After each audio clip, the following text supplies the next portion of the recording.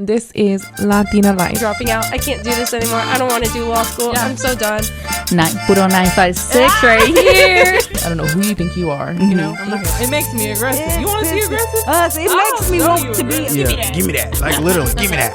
Joking, but I'm not. Good. The fact that you don't like me as much as I do is weird. That's odd. Hi everyone, welcome back to Lawtina Live. This is Himani. You want to introduce yourself a little bit? Nice to meet you guys. My name's Himani. I go to Thurgood Marshall School of Law with Julie. You're a 2L? Yes, 2L, class of 2025. What section were you? I was section 3. Yeah. Section 3. So usually people, when I say that, people get jealous because we had Otero, we had Okeezy, we had Fane. Dang. Yeah. I didn't know that y'all had all three of those. Yeah. We did not have that. We did. Section 2 did not have that. Yeah. But you're from Beaumont, right? Yeah, I'm from Beaumont, Southeast Texas. So how far is that from Houston? So an hour and 30, like 70 something miles, but so when I first came to law school, I didn't really like to refer to it as Beaumont. I like to call it Southeast Texas because it's really like a collection of cities. Okay.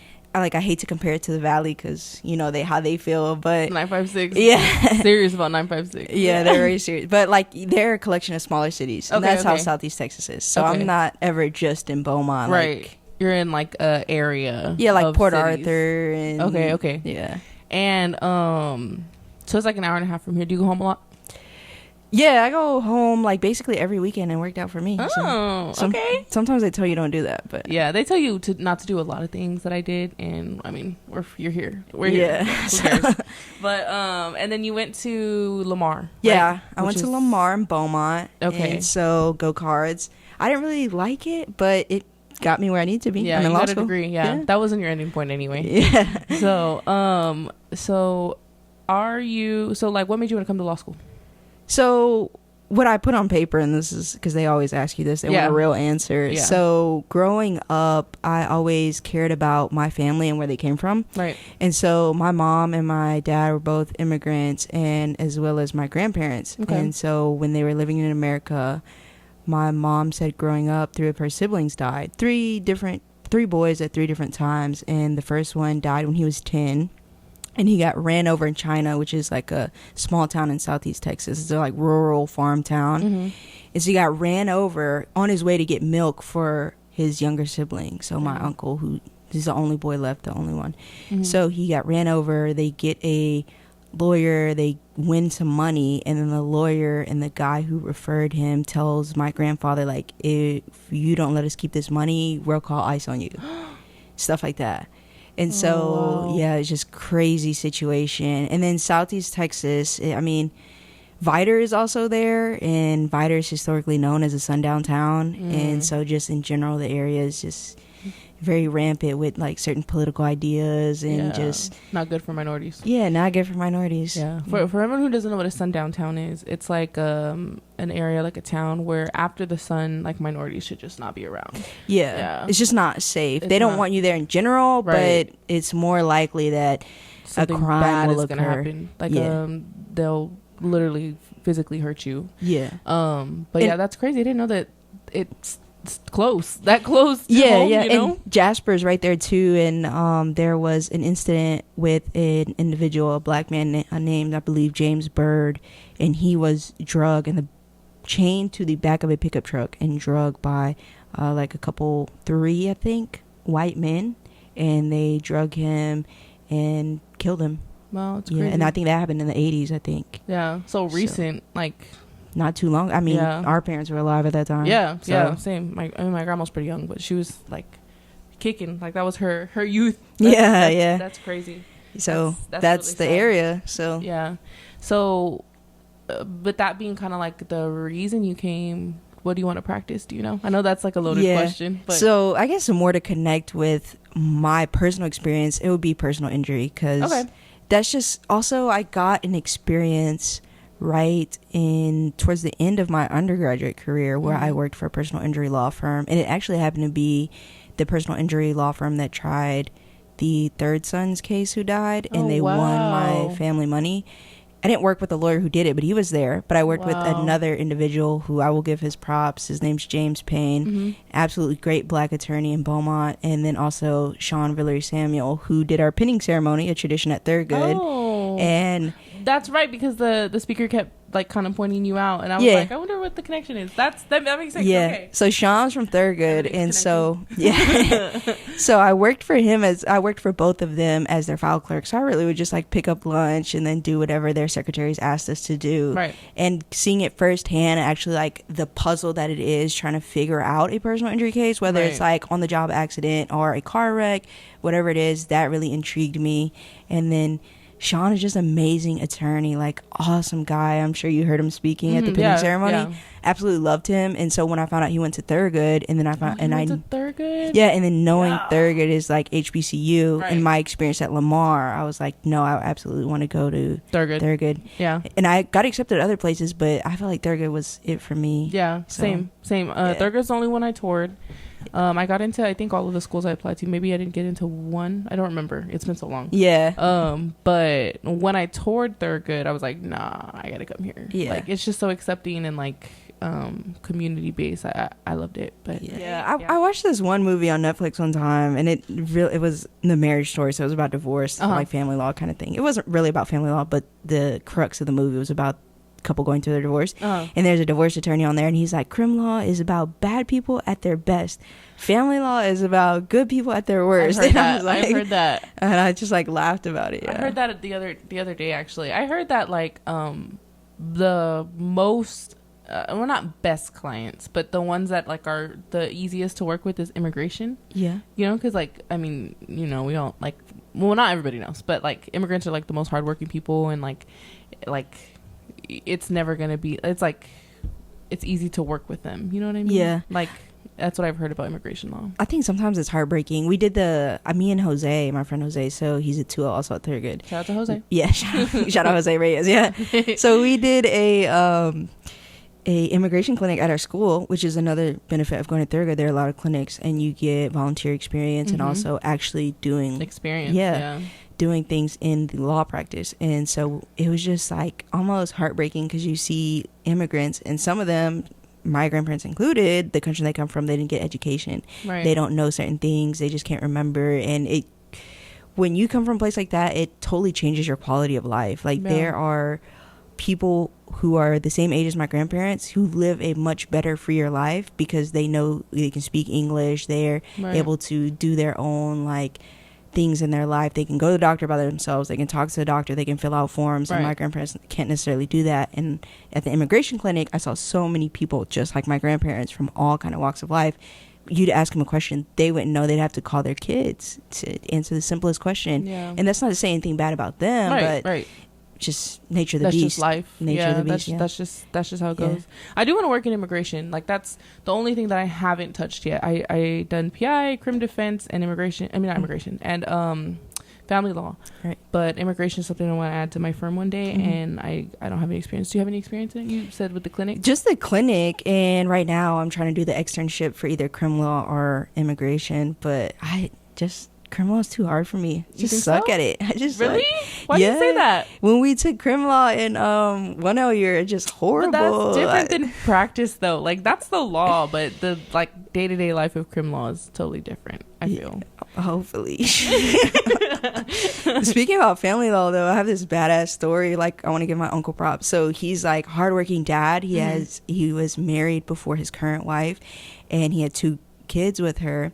And his ex-wife, the mother of his 2 daughters, kept bringing him back to court. He has kids now. He couldn't afford it anymore because it gets really expensive. And in family law, there's like, you have to go to trial. If they tell you you're going to trial, you go to trial. So I think like this, a couple months ago, he tried a whole case by himself. He didn't even graduate high school. Did the whole case by himself, bench trial, front of a judge, opening statement, direct, cross, closing statement, presenting evidence, whole 9 yards, and he won against an experienced attorney. Period. I love that. Against an experienced attorney, and the attorney he was going against was kind of being an asshole. Like the guy approached me outside. I'm sitting with the 2 older girls, and I mean, they're in middle school and high school. They know what's going on. They want to live with their dad, but their mom keeps starting this thing, and because it's family law, she can. And the guy approached me while they took a recess, and he was like, totally like unprompted. He's like, you need to stop manipulating these girls, whatever. And I said, excuse me, sir. I don't know if you remember, we've had a conversation before, and I've let you know I'm in law school. I went to high school with both of your children, and I don't respect you saying that about me, because that is a negative impression or implication on my character. And I'm in law school now. I take that seriously. Right. And to think that I would interfere with justice is beyond me. Yeah. That's crazy. But it was super awesome that my uncle won the trial. He probably said that because he knew he was losing. Who knows? But yeah, I'm not gonna say my uncle was perfect. He did like speak out of turn sometimes because he was just so emotional. I mean, like, it's his life on the line. Yeah, the other lawyers' livelihood. Yeah, the other lawyer's approach was just to like negatively talk about his girls. And he didn't like that. That's the interesting strategy. Yeah, it was weird. Yeah. But family law, maybe, I don't know. Yeah. So he did get a little bit on a high horse after that. And he's like, first of all, don't ever. Yeah. I'm the captain he's now. like, what's my record? Undefeated. He's going to hold that against you one day when you become a trial attorney. Yeah. Do you want to be a trial attorney? I do, absolutely. As doing personal injury, I absolutely do want to be a trial attorney. Oh, cool. Yeah. I can't wait. I'm so excited for like all of us at our school, but our class specifically, like all of my friends, to be in practice so I can be like, yeah. You know what I mean? Like hearing that one of us have won a trial somewhere, like it's gonna be so cool. I'm gonna be so proud. Yeah. I'm so excited for that. I did do a study abroad last summer. You did, right, in Scotland, well, right? Yeah, in Scotland with Baylor. It was Academy of the Advocate, and it was School of Trial, and I think I did really well with that. I liked the way they taught us. They brought federal judges. They brought deans of advocacy.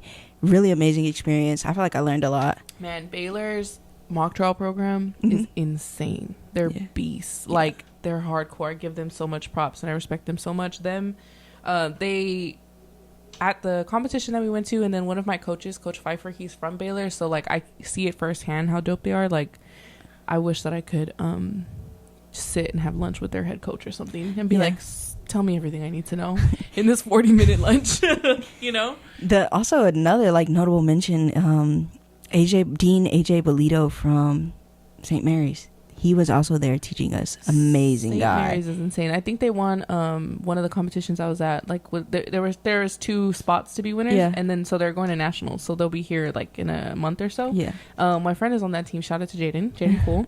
But yeah, they're beasts. Baylor and St. Mary's are just insane mock trial programs. Like, they have ours is too. Don't get me wrong. Yeah. They're good as that girl. So you're first gen, right? First gen American. Right. So my mom, she did go to school. She got a bachelor's and a couple masters, actually. I think she got 1 or 2. Girl boss. And my parents were divorced, so she did that as a single mom. Single mom, period. Yeah. And you have an older sister, right? Yeah, I have an older sister too. Single mom of 2. Yeah, and then also when we were growing up, so one of her cousins, my cousin as well, she ended up having to take her kids in. So it was basically mom of 4. Wow. So shout out to your mom. And everybody knows, so like, tough. as her parents were also here, my grandparents were also here, so she also is very involved in their life. I don't know how she did it. I don't know. I feel like there's always women in our life that were like, I just don't know how you do it. And I personally probably could never do that, because I don't know, I just feel like that's another like that's a superwoman for sure. No, definitely. That's so cool. That's probably why you're so cool, dude. You have a cool mom. No, I'm cool because of me. But how has like that being like a first gen American like shaped your experience, do you think, like in law school or just in general? I think it's not just first gen American, it's like first gen from Southeast Texas is what makes it like very different. Like where you are. Yeah, where you grew up. Because I see things that way different than like some of our peers at school, and they're also first gen, and it's not wrong that I see it differently. I just your experience, more passionate about it, I think. Yeah. And why do you think that? Like, I mean, where'd you say? Southeast Texas, right? Yeah, Southeast Texas. Yeah, so I mean, you can go to a store and they'll look at you crazy just because you're Hispanic. Okay. Yeah, I see. My family has a business now, and I mean, there are people that walk in there with tattoos on that says, it's like seared into my mind. It was like a picture of Jesus, and it says he's white and he is proud. And it's just like, what? Yeah. And they'll just talk to us crazy for any reason.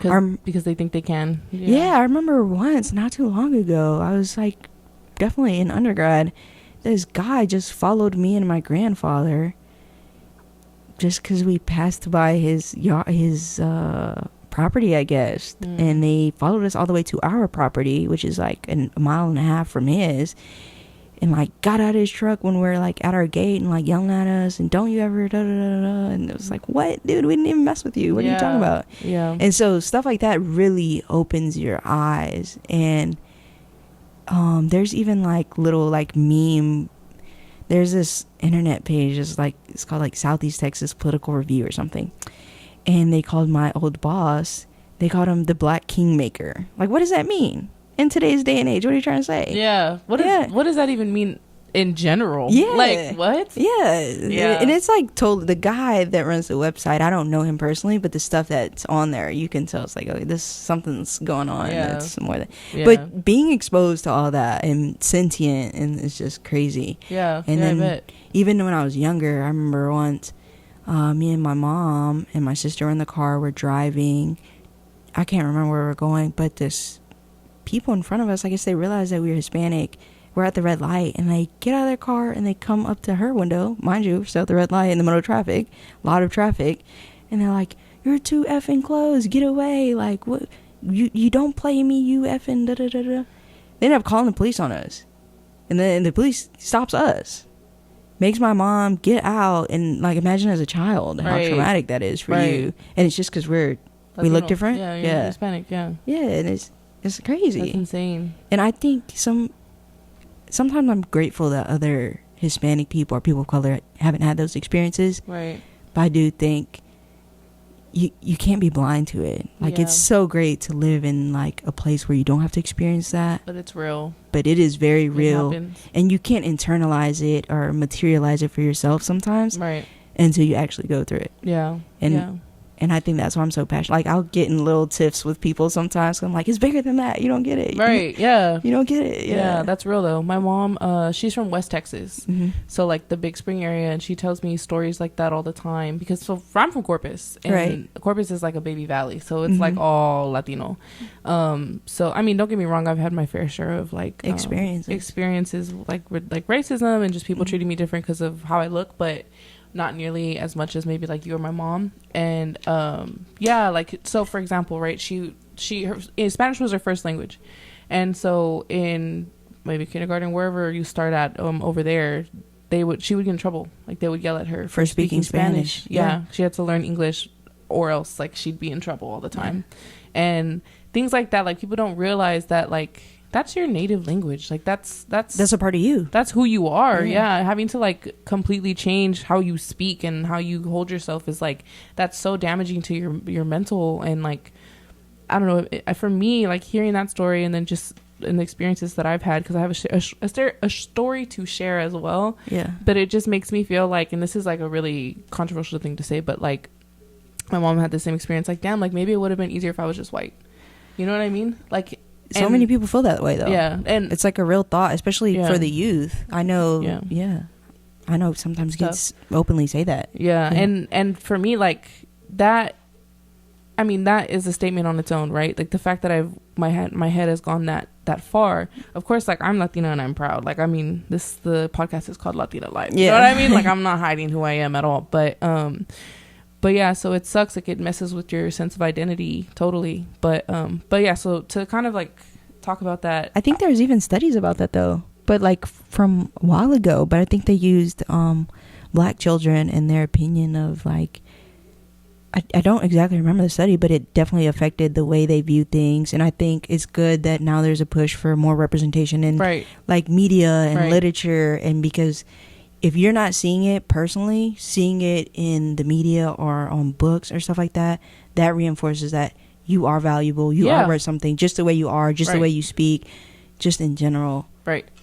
And I feel like that's one of the main reasons I wanted to start this podcast, because like, I feel, and maybe I haven't found it yet, but I haven't seen like a podcast, like a YouTube channel or something like with a Latina or like a Latino doing law. And because we're so underrepresented, you know, like, I mean, there's just not a lot of us. And so I was like, maybe hopefully it'll help somebody feel like, oh, they can do it, I can do it, she can do it, I can do it. And so hopefully y'all feel that way. But because y'all can. But anyway, so I was at a trial competition, and I'm gonna say the least amount of details so that nobody can figure out who I'm talking about and where I was talking about. But people who know me know. But anyway, so one of the witnesses' last name was Hernandez, right? Mm-hmm. Let me ask you, how do you say Hernandez? Hernandez. Okay. Is that English or Spanish? It's Spanish. Okay. And is that just a name? Like, it's not like a Spanish word, right? Like that. No, that's just a name. Right. Yeah. Yeah. So it wouldn't be like speaking Spanish, right? Like, it's just saying a word. I mean, saying a name, right? Yeah, it's just being respectful, properly pronouncing something. I agree. Anyways, so I'm gonna say the story. I want to hear what you think about it. Okay. So, mind you, it was a big round. Like, without saying too much details because I don't even want to go there. But like, it was a lot was riding on us winning that, and so the first thing out of that judge's mouth was, "You shouldn't." Mind you, preface this: I was the only minority in the room. Oh wow. Yeah. Other than our witnesses, it was we had a black man and a black girl, and then my coach. He's Latino. So I was other than that, but the only one competing, the only one with something on the line. Opposing counsel, my co-counsel, all of the judges, all of their teams, people that were there, all of them were Caucasian, all of them were white.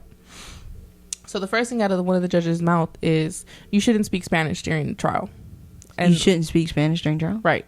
And I was like, what? Missed that part. Yeah. And I was like, okay. And she was like, yeah, when you said Hernandez, you don't say that in English. Don't say it in Spanish, because you have to know who you're talking to, know who's in the jury. Right now, you're not in South Texas. You need to know where you're at.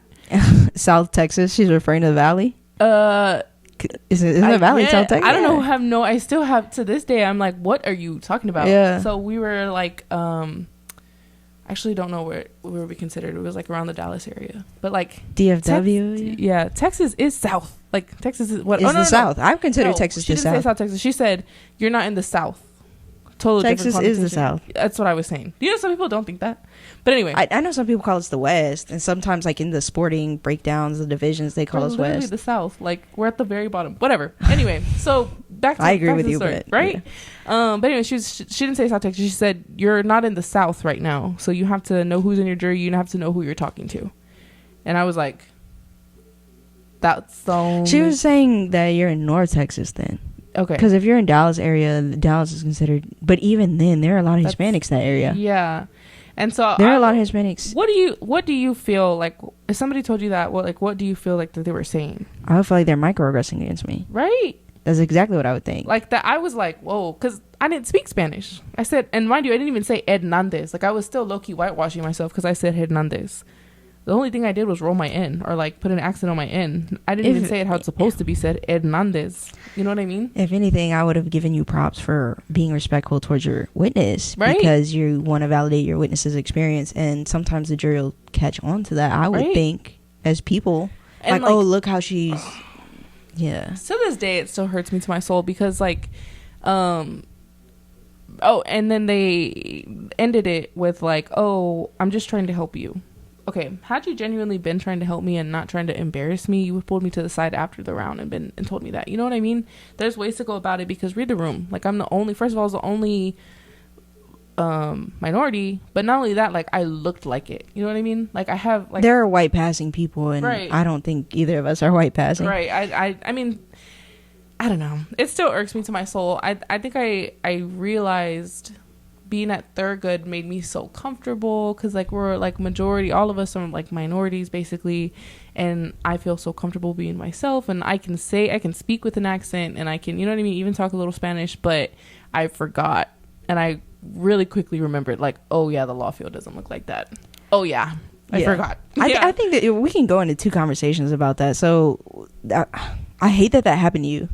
And that's just a horrible experience, I think, in general. And I think had it been, you're stronger than me, you're better than me. Because had it been me, I'd been in a totally different situation. I would have told my coach, like, we should report this. Yeah, I wanted to, but. And not only that, but in general, that's just a crazy experience. But I definitely think it gives you fuel for the future. So, just caveat for everyone listening. Make sure everyone pronounces your name right and corrects you, like, correctly, and respects you. I agree. If they can say all these crazy names with the Lees and the whatever, and some of these names are really crazy, but they can say your name right. And growing up, I have a crazy name, so my name fully is Himani Vathanage, and if you saw the letters, people never say it right. And it wasn't until I graduated college, I want to say, that I understood that you need to make sure people say your name right. Yeah, that's who you respect are. you as a person and pronounce it correctly. Right. Because it has everything to do with your identity and you as a person. Yep. And they can say any name right. They can say your name right. Right. They can say any of these hard words. If they can say super fragilistic, they can say. They can say Hernandez. They can say Ramirez. They can say it. They can say onomatopoeia. You can say it. You can say Hernandez. Yeah. So that's just crazy. And and then the second thing is like, even though whoever this was may not have been a minority, it's just as prevalent in minority communities. Right. Even at Thurgood. Right. Like, there's a hater in every room. There's a hater in every crowd. Right. There's a hater in every situation.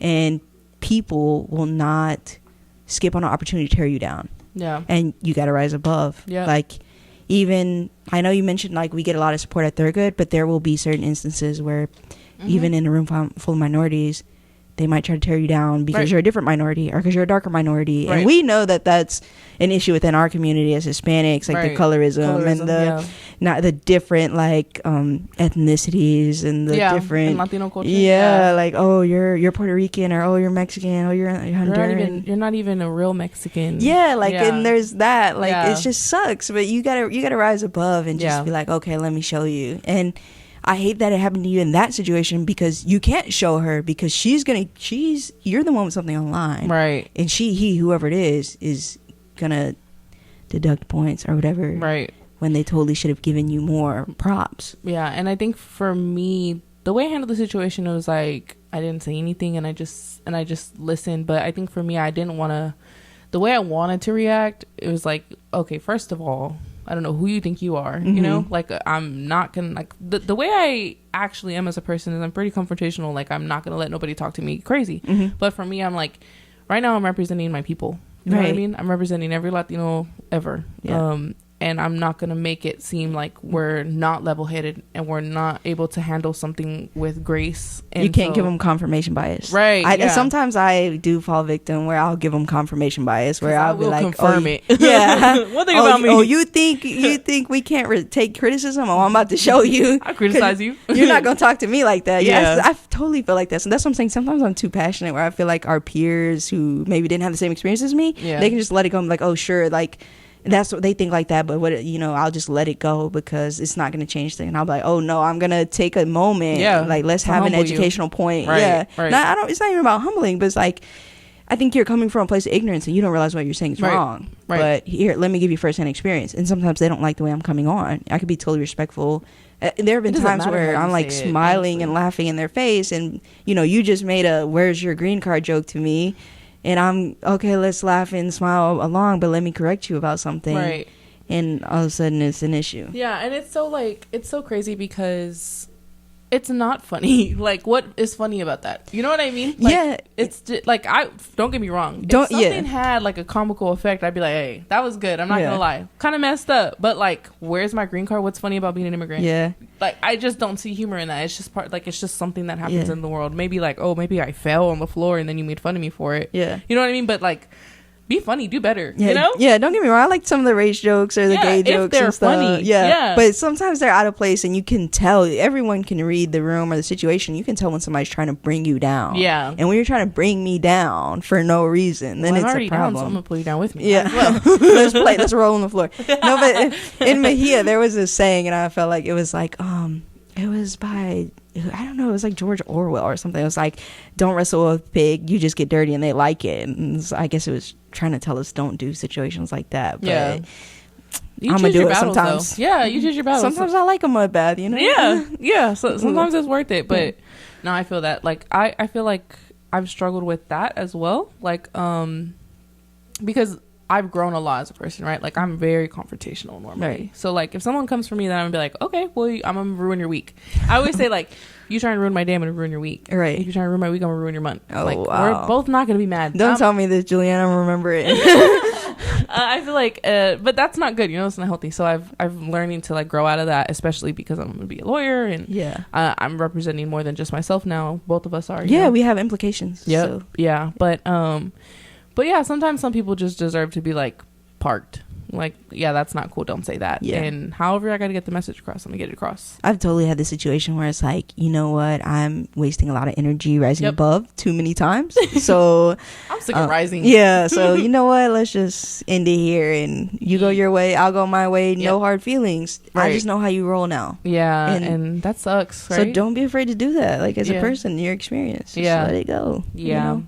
It sucks, like when it's like peer to peer, it's totally different power dynamic than when it's someone like maybe like a judge or opposing counsel, or like in that situation a judge over like you know, my competition, right? It's so different, and that sucks, but it definitely is. And I feel like those situations like have like worldly effects on you as a person. Honestly, it really like messed with me. It messed with my head a bit. Like, I'm still grappling with like how what does this mean for the future, and what if this was really a case where I really care about my client, and now the judge is mad because I properly pronounced a name, and I don't want to mess up my case. Right. It's hard. It's like a internal battle. You know, now that I'm thinking about it, she said you got to know your area, who you're talking to. Yep. So was she implying you got to know that she's kind of prone to microaggressing? And that's what I'm saying. That's what I was thinking. Yeah, like, no, like, kind of like, I was talking to my mom about this, not to put my mom under the bus, but like, my mom was saying that she probably was just reminding me, because I mean, I did well, you know, like, we were in a big competition. I was like far in trial,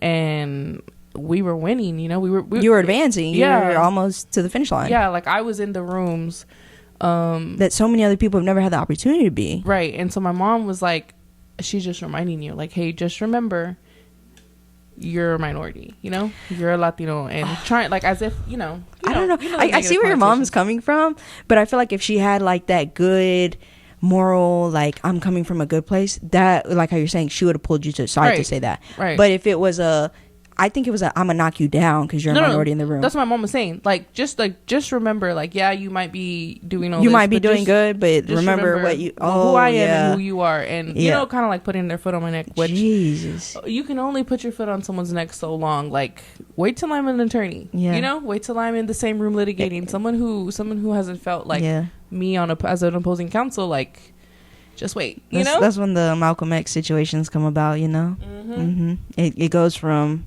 Martin Luther King to Malcolm X real quick. Yeah, you can only take so much. I feel that so bad sometimes. Yeah, and it sucks because I feel like people think that we're just so progressive as a society, but we're not. No. See, that's what I'm saying. Like, I feel like some people who haven't had my experiences, they feel like we're beyond some of this stuff. Not.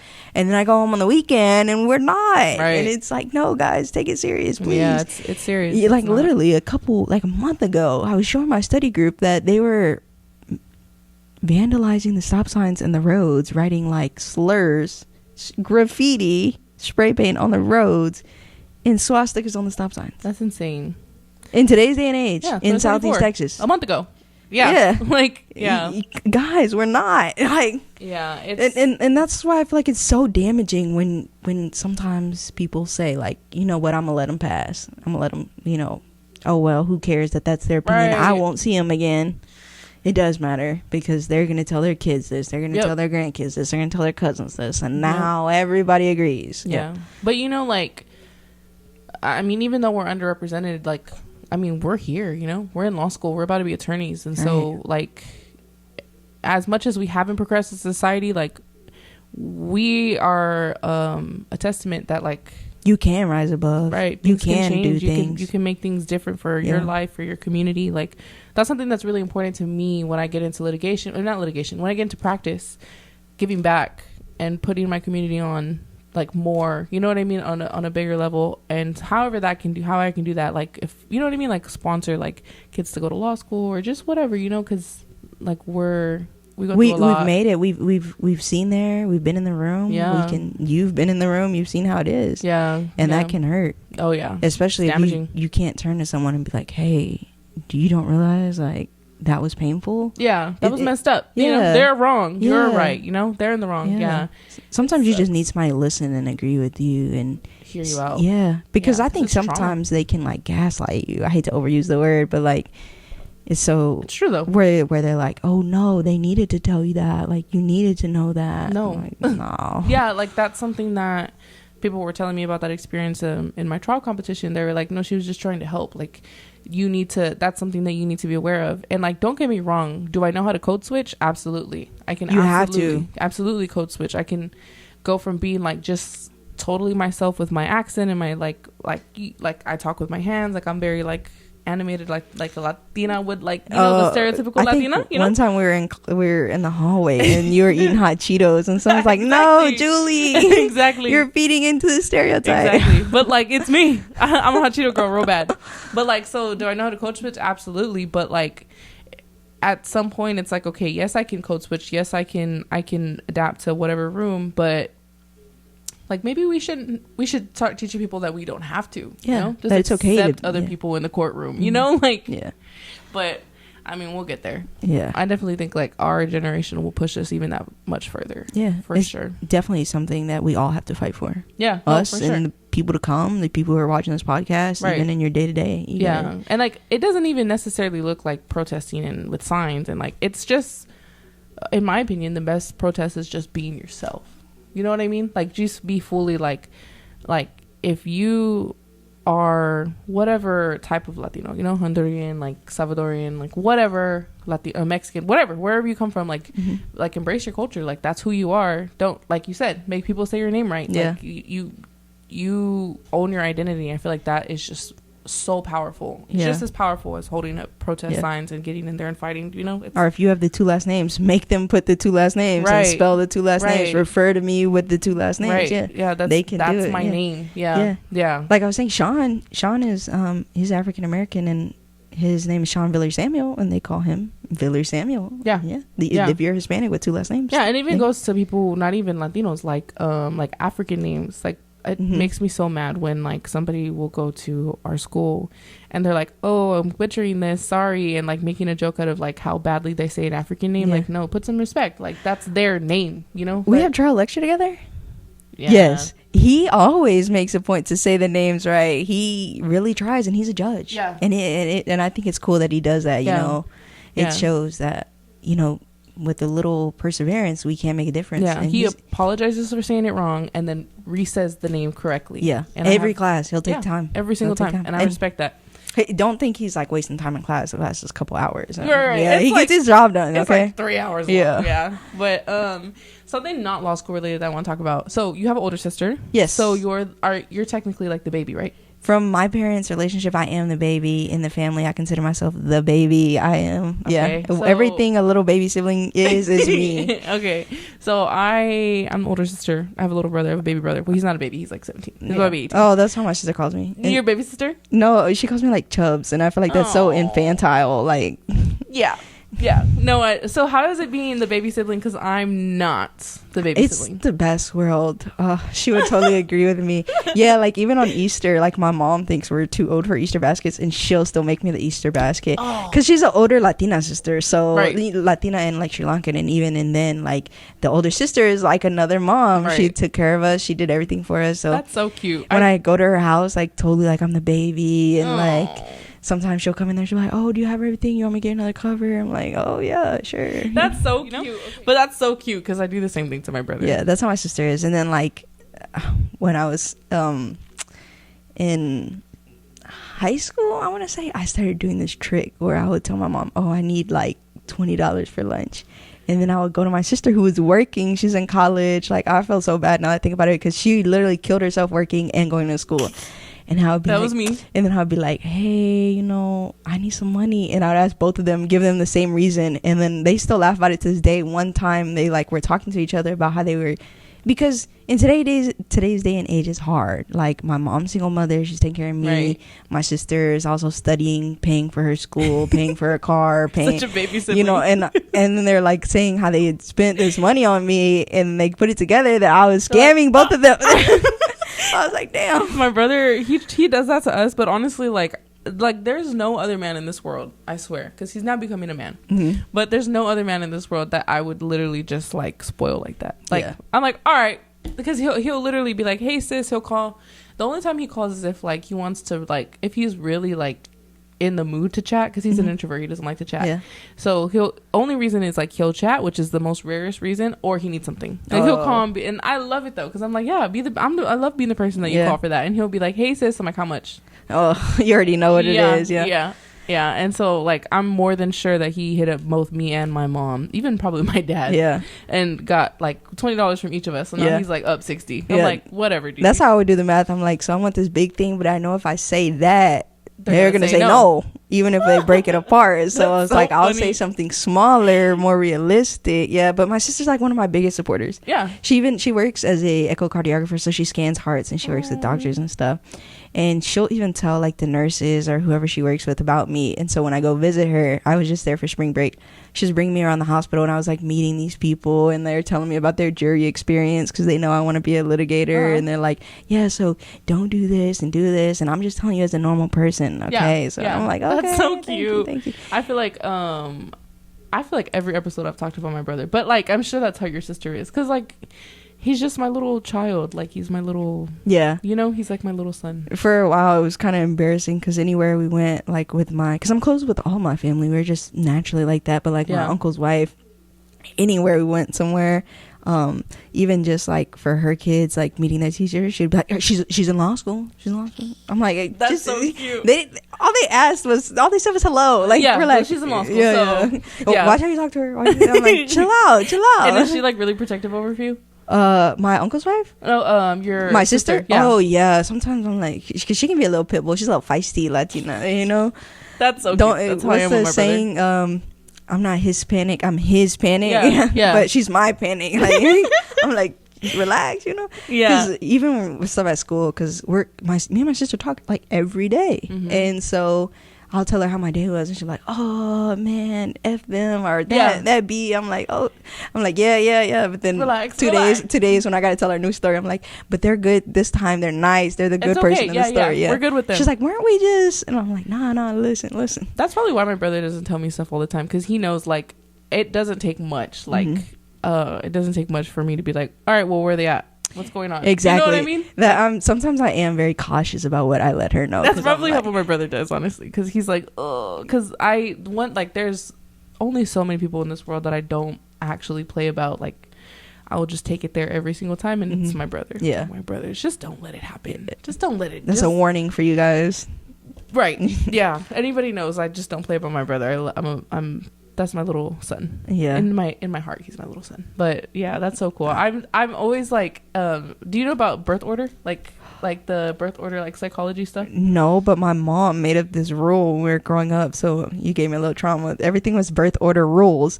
So it would be like, my sister got to control the remote because she's born first.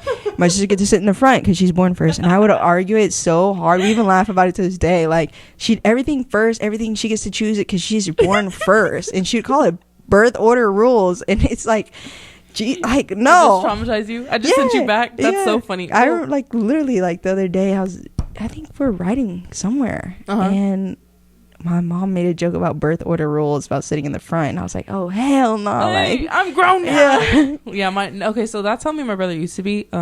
It was like an unspoken rule, and then he got big, so he can he gonna control it, Julie. Now he literally removes me. Yeah, like he'll just be like, yeah, I'm gonna sit in the front, and picks me up. Yeah, and, like, yanks me out the car, and I'm like, oh, okay. Like, never mind, I guess I'm not the bigger sibling now. That's like the older boy. Yeah, because I'm bigger than myself. I'm like taller than her, and I like more. Well, she works out now, she's a trainer, but I feel like I'm more muscular. But I don't ever do that because I'm like, I don't want to deal with her mouth, and she'll cut me down with those words. And she that's also like as a sister, I was like, there are so many times growing up where she's in a bad mood, and that attitude would get me quick, crying to my mom like, no, she said this, like, you don't understand. My brother, well, they used to call my dad when he was a baby a siren, and then my brother, they would call him a siren too, so like, because he's a junior, so like siren and siren junior, you know what I mean? So because they would cry.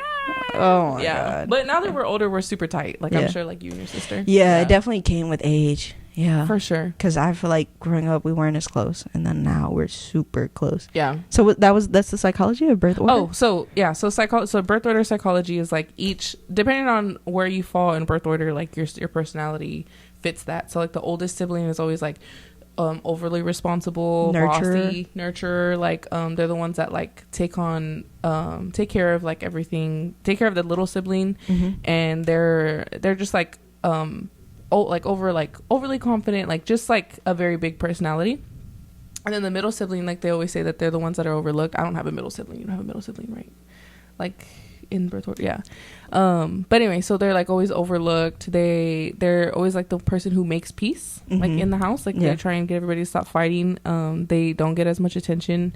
And then the baby of the family is like the super spoiled one that like gets away with everything, and they're always like funny and like the comedic relief, you know, like they're always saying funny jokes. Like they're I'll always put that on my resume. Julie said I'm funny. You're like, yeah, write that down. It's on camera. Yeah, clip here, link. But yeah, so like that's the birth order psychology thing, and so like I like every person that I've met that depending on their birth order, they always like it's always. That's if it's accurate. It's real bad. So I'm sure your older sibling and your older sister and I would get along because like we're both older sisters. So it's just the vibe, you know. Everybody like older sister has a vibe. That's cute. Yeah. Oh, and Hilsa, congratulations. By the way. Thank you. I'm so proud of you. Yeah, that's so dope. I love that for you. I hope I do a good job. So I'm sure you will. If you're in Hilsa and you don't like what I'm doing, then just leave a comment. No, I'm just kidding. Don't leave a comment. Actually, like and subscribe. If you like what I'm doing, or if you don't like and subscribe. Yeah. But I had such a great time, dude. Thank you so much for coming. Thank you. I had a great time, great conversation. Hopefully somebody can like learn something or take something away or feel empowered. Yeah. Because I mean we're doing it. So yes, you can do it. It doesn't matter. Yeah. Before we go, I just want to say everything's my opinion. You don't have to believe it or agree with it. Yeah, always. Even if you don't agree with our opinions, I still respect someone else's opinion. You know what I mean? Totally. Yeah.